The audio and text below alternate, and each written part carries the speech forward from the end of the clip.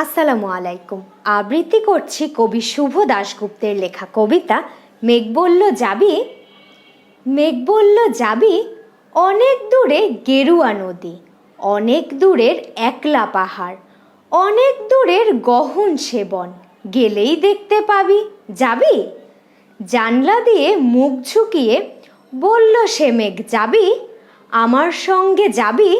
দিন ফুরিয়ে রাত ঘনাবে, রাত্রি গিয়ে সকাল হবে, নীল আকাশে উড়বে পাখি, গেলেই দেখতে পাবি।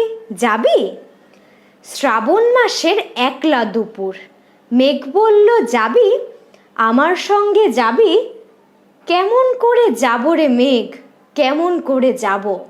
নিয়ম বাঁধা জীবন আমার, নিয়ম ঘেরা এধার ওধার, কেমন করে নিয়ম ভেঙে এ জীবন হারাবো? কেমন করে যাব রে মেঘ, কেমন করে যাব? মেঘ বলল দূরের মাঠে বৃষ্টি হয়ে ঝরব, সবুজ পাতায় পাতায় ভালোবাসা হয়ে ঝরব, শান্ত নদীর বুকে নামব জলোচ্ছ্বাসের প্রেম, ইচ্ছে মতো বৃষ্টি হয়ে ভাঙব, ভেঙে পড়ব। এই মেয়ে, তুই যাবি? আমার সঙ্গে যাবি? যাব না মেঘ, পারবো না রে যেতে, আমার আছে কাজের বাঁধন, কাজেই থাকি মেতে। কেবল যখন ঘুমিয়ে পড়ি তখন আমি যাই, সীমার বাঁধন ডিঙিয়ে দৌড়ে এক ছুটে পালাই। তখন আমি যাই, স্বপ্নে আমার গেরুয়া নদী, স্বপ্নে আমার সুনীল আকাশ, স্বপ্নে আমার দূরের পাহাড়, সব কিছুকে পাই।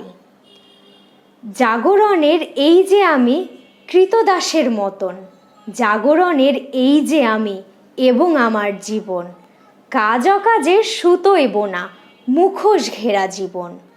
তবুরে মেঘ যাব একদিন ঠিক তোরই সঙ্গে, শ্রাবণ হাওয়ায় নতুন রঙে যাব রে মেঘ যাব।